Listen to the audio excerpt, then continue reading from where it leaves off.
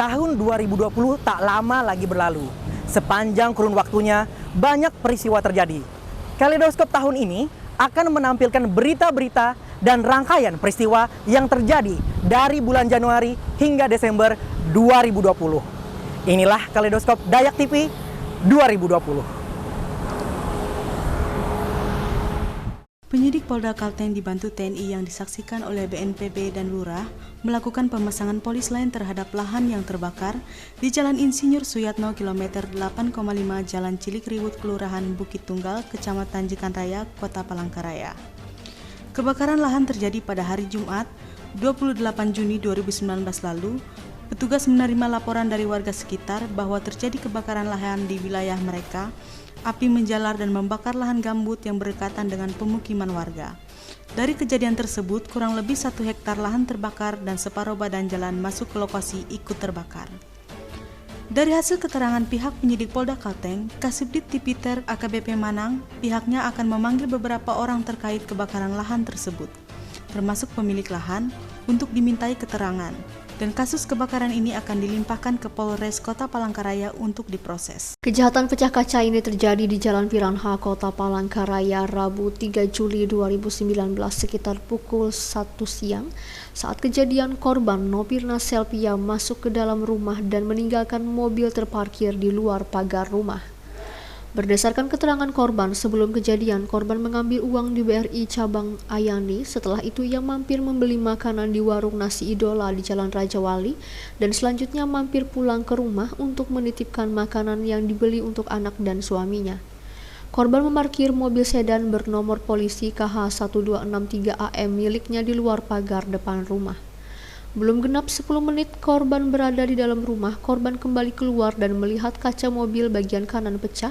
Korban berteriak karena melihat kondisi kaca jendela mobil pecah dan tas berisi uang operasional kantor yang diambil dari BRI yang disimpan di bawah kursi bagian kiri ikut terraib.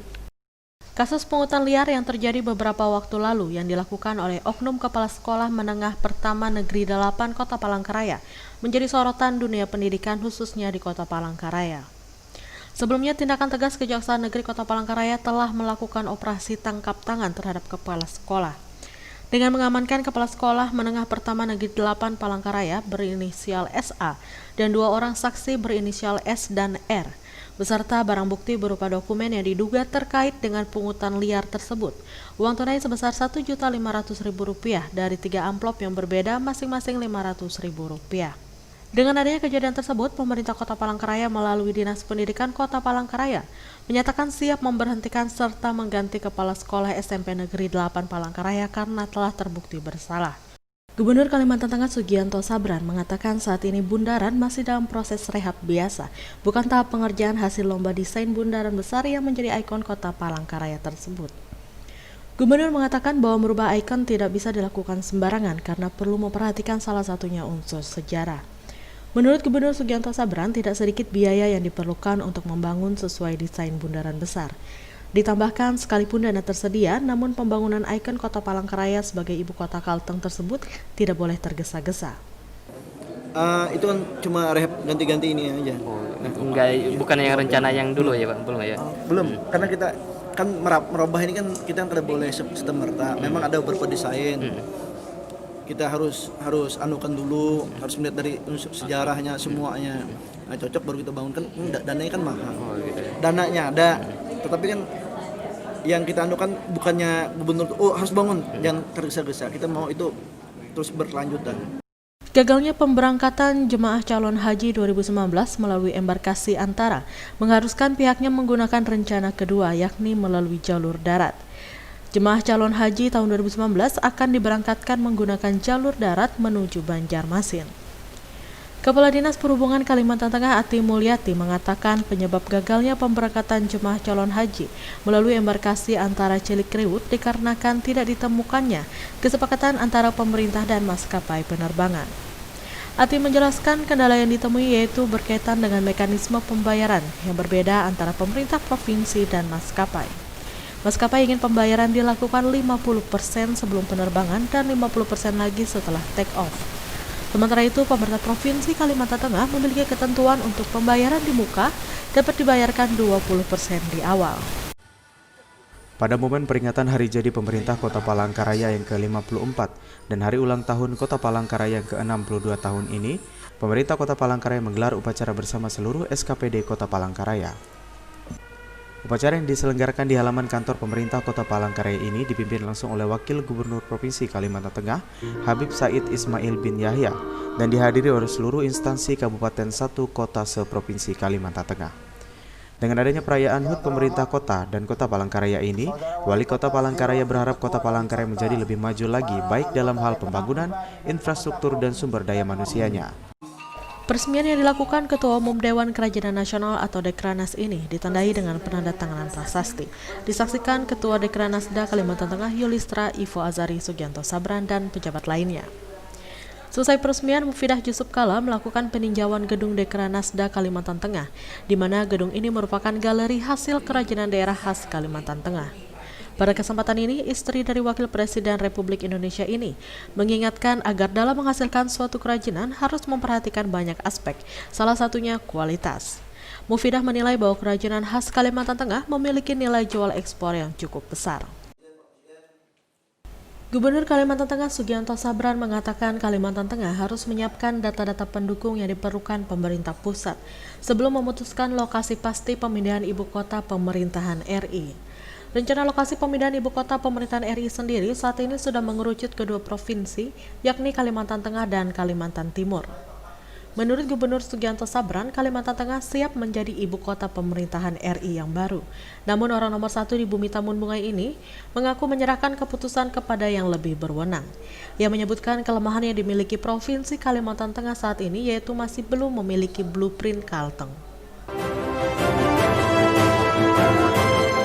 Wakil Ketua Komisi C DPRD Kota Palangkaraya M. Hasan Busyairi mengatakan, jika masyarakat Kota Palangkaraya harus tetap mematuhi aturan yang sudah ditetapkan pemerintah, harus ada kesadaran untuk karantina diri bagi yang ODP serta OTG, karena imbauan penularan virus sendiri dapat berdampak pada keluarga, kerabat, dan juga masyarakat lainnya. Selain itu, masyarakat umum pun diminta untuk tetap berada di rumah masing-masing dan sebisa mungkin tidak keluar rumah bila tidak memiliki urusan mendesak. Politisi salah satu partai ternama ini menyampaikan kekhawatirannya dikarenakan virus corona hingga saat ini belum memiliki vaksin dengan penyebaran pun sangat cepat. Orang yang merasa sehat belum tentu bebas dari virus corona. Semakin besar penyebaran virus, maka para tenaga kesehatan akan semakin kewalahan dan pelayanan kepada pasien semakin tidak efisien. Sebanyak 3 unit mobil pemadam, pihaknya menurunkan 3 unit mobil pemadam, petugas berhasil melokalisir kobaran api agar tidak merambat. Setelah berusaha keras, api tersebut berhasil dipadamkan setelah 35 menit. Bantuan ini sebagai bentuk kepedulian gubernur terhadap mahasiswa yang terdampak COVID-19. Bantuan yang berasal dari dana pribadi ini dibagikan ke 3 kampus, yaitu Poltekkes Palangkaraya sebanyak 250 mahasiswa, STIE Palangkaraya 100 mahasiswa, dan STIE YBPK 44 mahasiswa. Masing-masing mahasiswa mendapat bantuan sebesar Rp250.000. Bantuan ini berasal dari bantuan pribadi yang gubernur berikan kepada 3 kampus yang meminta bantuan langsung kepada pemerintah.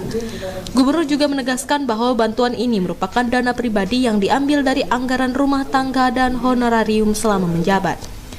Sementara untuk bantuan yang berasal dari APBN dan APBD saat ini masih dalam proses verifikasi data. Sementara itu, pemerintah provinsi akan melaksanakan rapat TAPD yang salah satunya membahas mengenai penambahan dana bidik misi. Pihak berwajib kembali menggerebek tempat para pelaku penggunaan narkoba jenis sabu. Di Jalan Riau Gang Sayur Ujung Komplek Puntun Kota Palangkaraya, penindakan hukum terhadap para pelaku pengguna narkoba dilakukan oleh tim gabungan BNNP Kalteng bersama pihak kepolisian daerah Kalimantan Tengah.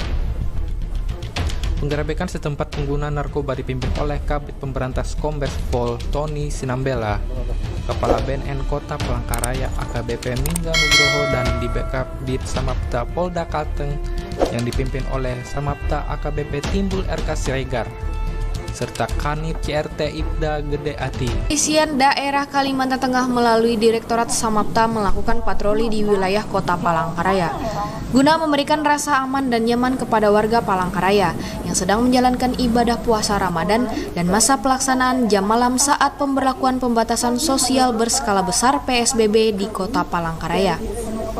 Saat melakukan giat patroli PSBB dan pemberlakuan jam malam, tim Satgas 2 pencegahan COVID-19 Ditsamapta Polda Kalteng menemui 5 orang warga yang duduk di pinggir jalan yang tidak menggunakan masker dan mentaati peraturan PSBB. Dan yang lebih parahnya, mereka asik melakukan pesta miras.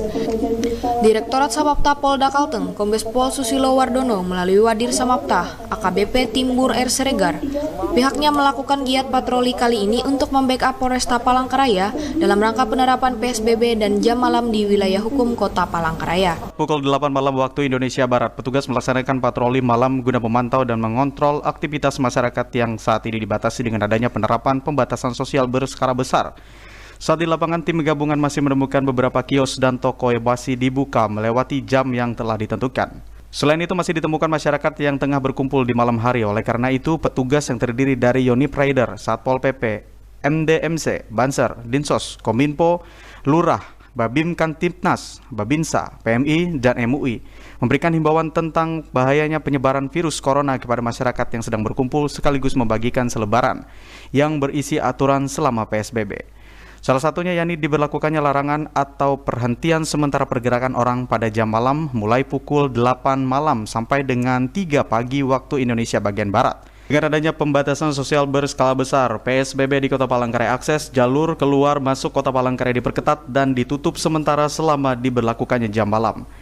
Penghentian sementara pergerakan orang dan barang pada jam malam di jalur keluar masuk Kota Palangkaraya guna mengantisipasi pergerakan dan penyebaran virus corona. Bersama dengan berlakunya jam malam dari pukul 20 waktu Indonesia bagian Barat di ruas jalur akses jalan masuk dan keluar Kota Palangkaraya mengakibatkan terjadinya antrian panjang dan penumpukan kendaraan di sejumlah checkpoint dan posko jaga lintas batas kota.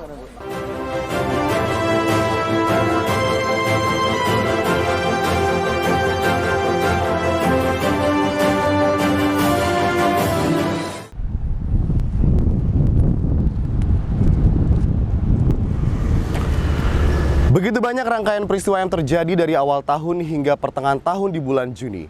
Inilah cuplikan khas kilas balik yang terjadi di Kalimantan Tengah yang berhasil dihimpun spesial untuk Anda dari tim Dayak TV. Baik Rian, terima kasih. Saat ini kondisi di lapangan masih terpantau ramai, bisa dilihat di belakang sana. Dari beberapa pengunjung pasar masih ada yang tidak menggunakan masker. Dan terkait dengan penutupan pasar sendiri, kami dari tim Dayak TV telah mengkonfirmasi dengan Wali Kota Palangkaraya dan berkoordinasi dengan pengurus pasar.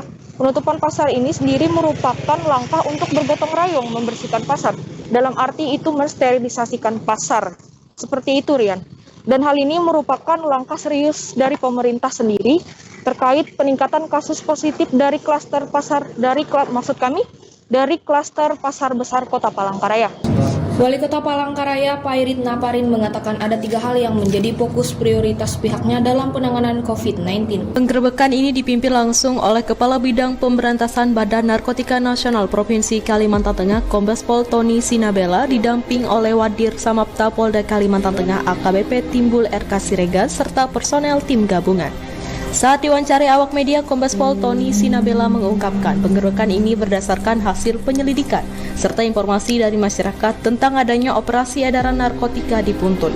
Berkoordinasi dengan Ditsamapta Polda Kalimantan Tengah, para petugas pun berhasil menggerebek 2 lokasi yang berada di wilayah yang sama.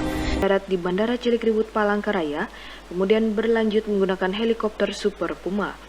Rombongan bertolak ke Kabupaten Pulang Pisau, tepatnya di Desa Belantisiam, Kecamatan Pandih Batu. Presiden tampak didampingi oleh Menteri Pertanian Syahrul Yassin Limpo, Kepala Staf Kepresidenan Muldoko, dan Wakil Gubernur Kalimantan Tengah Habib Ismail bin Yahya menyaksikan pengelolaan lahan rawa apung khusus. Acara kemudian berlanjut pada penanaman padi menggunakan mesin penanam padi otomatis atau rice transplanter. Selain itu, pemupukan nanti juga dilakukan dengan memanfaatkan teknologi nirawak atau drone.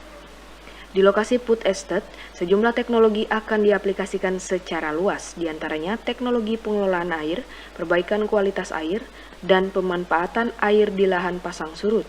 Kemudian pengembangan tanaman hortikultura, baik sayuran dan buah-buahan, maupun budidaya ikan serta perkebunan. Dirjen Prasarana dan Sarana Kementan Sarwo Edi mengatakan pemerintah sendiri hendak mengupayakan sebuah ekosistem model bisnis berkesinambungan bagi sektor pertanian yang bertumbuh positif dan menggerakkan perekonomian di tengah pandemi. Terkait apa yang dikerjakan di Lumbung Pangan Baru di Kabupaten Pulang Pisau pada tahun 2020 ini, Sarwo Edi menjelaskan bahwa telah ditargetkan agar dapat dikembangkan seluas 10.000 hektar lahan, sementara di Kabupaten Kapuas 20.000 hektar lahan disiapkan untuk pengembangan hingga akhir tahun ini. Sementara itu, Presiden Jokowi mengatakan lahan yang ada di Desa Belantisiam tidak hanya ditanami padi, tapi juga dikombinasikan dengan jeruk, bawang merah, dan kelapa di sisi-sisi area sawah. Paslon 1 Baron Ruhut Binti didampingi Ketua Tim Pemenangan Muhammad Sriosako mengatakan pihaknya melaporkan dugaan atas pelanggaran yang dilakukan oleh calon gubernur Sugianto Sabran. Dugaan tersebut berkenaan bantuan keuangan yang diberikan oleh pemerintah kepada perangkat desa se-Kalimantan Tengah.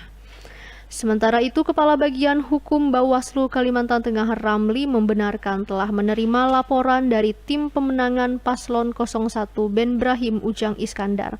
Ada 6 poin yang akan dicermati secara seksama dalam dugaan pelanggaran ini. Laporan ini disampaikan Rahmadi Gelentam terkait dengan tindak pidana pencemaran nama baik 2 akun Facebook atas nama Sriosako dan Marcella Yanti. Keduanya diketahui memuat dan memposting tulisan penistaan terhadap diri pribadi Sugianto Sabran di media sosial. Rahmadi selaku kuasa hukum mengatakan, sebagai Gubernur Kalimantan Tengah non-aktif dan calon Gubernur Kalimantan Tengah yang ikut dalam Pilkada Kalimantan Tengah 2020, merasa martabatnya tercemar dampak dari postingan di media sosial tersebut. Yang didahului dengan melakukan rapid test oleh Bidokes Polda Kalimantan Tengah, para peserta aksi damai melanjutkan aksi berjalan kaki dan berorasi di tengah alun-alun kota Palangkaraya. Kegiatan juga dilakukan dengan aksi tari-tarian serta atraksi sejumlah ormas. Aksi damai tersebut intinya menolak terhadap semua ormas yang memiliki paham radikal, intoleran, dan pemecah pemersatu bangsa. Selain itu, aksi juga menolak kehadiran ormas EPI di Kalimantan Tengah. Eda Stepanus, anggota Mandau Talawang Pancasila, beralasan kehadiran EPI akan merusak tatanan yang sudah ada saat ini di Kalimantan Tengah. Dalam sambutannya, Kepala OJK Provinsi Kalimantan Tengah, Otto Fitriandi menyampaikan ada sebanyak 4 sektor kredit terbesar di wilayah Kalteng. Adapun sektor tersebut meliputi pemilikan peralatan rumah tangga, pertanian perkebunan dan kehutanan, perdagangan besar dan eceran, serta pemilikan rumah tinggal. Menurut Otto, untuk kepemilikan peralatan rumah tangga sebesar 12,76% atau mencapai 10,48 triliun, pertanian, perkebunan, dan kehutanan 22,12% atau 6,67 triliun. Selanjutnya perdagangan besar dan eceran 3,72% atau 5,96 triliun, serta pemilikan rumah tinggal 4,66% atau 3,87 triliun. Otto mengatakan keempat sektor tersebut masih akan tetap mendominasi di wilayah Kalimantan Tengah pada 2021 mendatang, seperti pertanian memiliki potensi besar dalam pembangunan ekonomi ke depannya, terlebih dengan adanya pengembangan kawasan food estate di Pulang Pisau, Kapuas.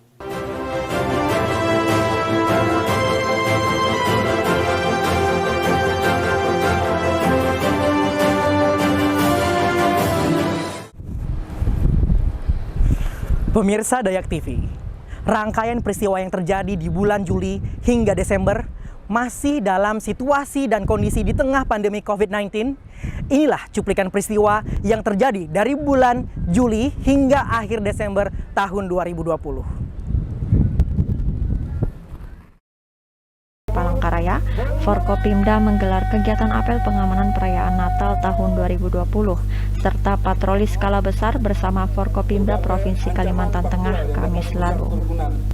Kegiatan apel dan patroli skala besar diadakan dengan tujuan memberikan keamanan, kenyamanan, dan keselamatan serta kesehatan kepada masyarakat Kalteng yang sedang melangsungkan perayaan dan ibadah Natal 2020, terutama perayaan Natal pada tahun 2020 agar tetap kondusif. Sekda Provinsi Kalteng, Fahrizal Fitri, mewakili Gubernur Kalteng menjelaskan, setiap anggota yang bertugas agar selalu waspada dan berhati-hati, serta harus tetap menjalankan protokol kesehatan COVID-19, karena perayaan Natal tahun 2020 sangat berbeda dengan tahun-tahun sebelumnya. Perayaan Natal pada tahun ini dirayakan di tengah kondisi pandemi COVID-19.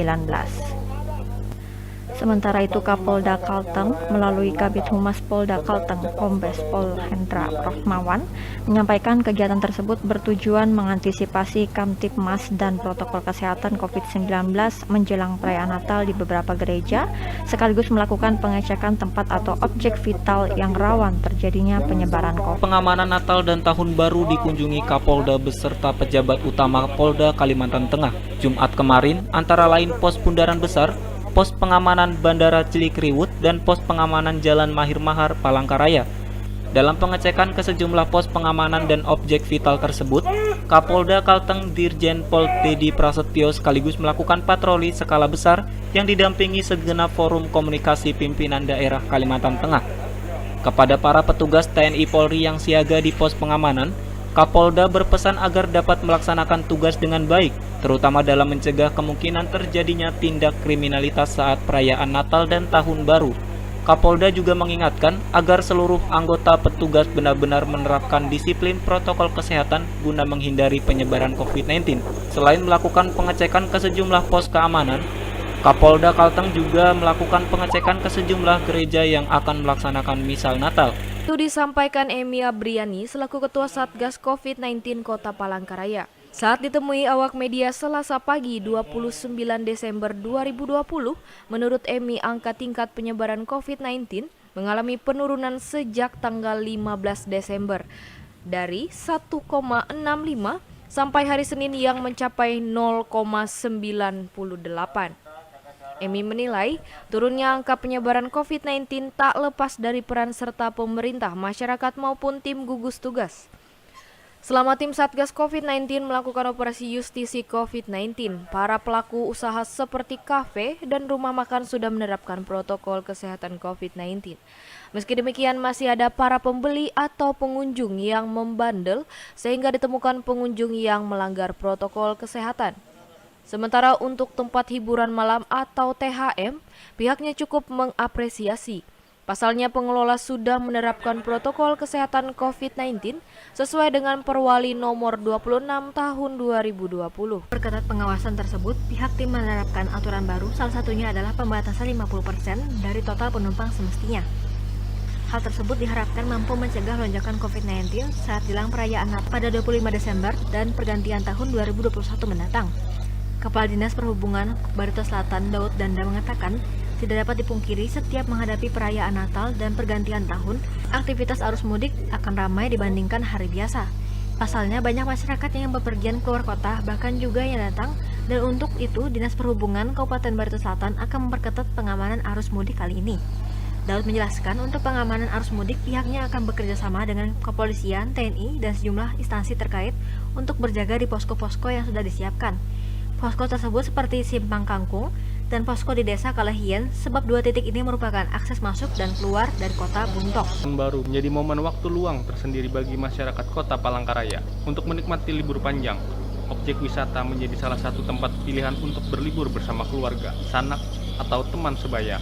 Emi Abriani, Ketua Harian Satgas COVID-19 Kota Palangkaraya mengatakan, kawasan objek wisata akan tetap dibuka pada saat libur Natal dan Tahun Baru. Akan tetapi, penerapan protokol kesehatan di kawasan objek wisata harus diterapkan benar-benar secara ketat. Emi Abriani menambahkan, tim Satgas COVID-19 akan terus melakukan pengawasan penerapan protokol kesehatan COVID-19 di kawasan objek wisata Kota Palangkaraya. Inilah video amatir yang merekam saat satu unit motor metik milik anggota TNI Lanut Iskandar Pangkalan Bun, Kabupaten Kota Waringin Barat ditabrak pelaku pengemudi Toyota Fortuner hitam di pos jaga arah ke Kecamatan Kumai. Tidak berapa lama kemudian pelaku yang berinisial RM tersebut akhirnya berhasil dihentikan petugas TNI. Dibantu warga setempat di Desa Sungai Tendang, Kecamatan Kumai, karena kesal, pelaku langsung dihadiahi bogem mentah oleh massa hingga babak belur.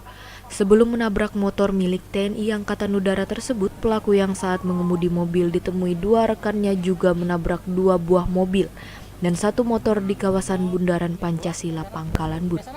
Ati Umi, salah seorang korban, mengungkapkan entah bagaimana kejadian tiba-tiba saja saat dia melintas menggunakan sepeda motor di kawasan Bundaran Pancasila ditabrak mobil yang dikendarai pelaku. Hilangnya korban yang diketahui bernama Yongki Asto Prayogi, 41 tahun, di Bukit Banama, Kelurahan Tangkiling, Kecamatan Bukit Batu, Palangkaraya, sejak tanggal 27 Desember hingga saat ini sontak menggemparkan warga sekitar. Setelah menerima laporan dari keluarga korban, petugas gabungan terdiri dari Polsek Bukit Batu, Sat Sabara Polresta Palangkaraya, petugas BNPB, relawan ERP dibantu warga sekitar langsung melakukan pencarian terhadap korban. Pencarian di kawasan Taman Wisata Bukit Banama Tangkiling tersebut berdasarkan laporan pihak keluarga tentang posisi terakhir korban dan dikuatkan dari laporan seorang penjaga parkir di Taman Wisata Alam Bukit Banama bahwa korban saat itu terlihat sedang memarkir sepeda motornya dengan nomor polisi KH 6706, kemudian beranjak menuju Bukit Banama sendirian. Kapolresta Palangkaraya Kombes Pol Dwi Tunggal Jaladri melalui Kapolsek Bukit Batu Ibtu Muludin menjelaskan sepeda motor tersebut diamankan di Mapolsek Bukit Batu setelah adanya laporan dari juru parkir di lokasi. Informasi yang diterima Kapolsek Bukit Batu Ibtu Muludin, sepeda motor tersebut ditinggalkan oleh seorang pria yang datang berkendara sendirian ke Taman Wisata Alam Batu Banama pada hari Minggu 27 Desember 2020 sekitar pukul 14.00 waktu Indonesia bagian Barat. Muludin menambahkan dari informasi yang didapat bahwa diduga kuat pemilik sepeda motor tersebut adalah seorang pria bernama Yongki Asto Prayogi yang dilaporkan hilang oleh pihak keluarganya dengan posisi terakhir yang terlihat di status WhatsApp sedang berada di Bukit Tangkiling. Dari Palangkaraya, Nanang Alpani, Dayak TV mengabarkan.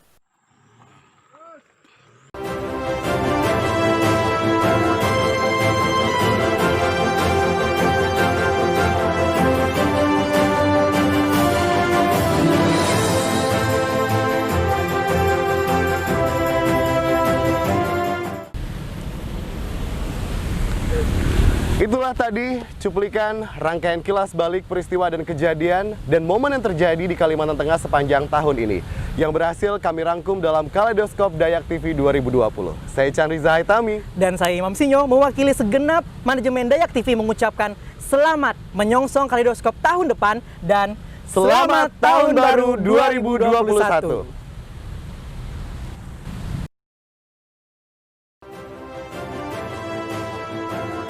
Akan menampilkan berita-berita dan peristiwa. Ulang-ulang. Ada kelihatan nih balik yang telah disiapkan oleh, kejauhan karena melihat aku.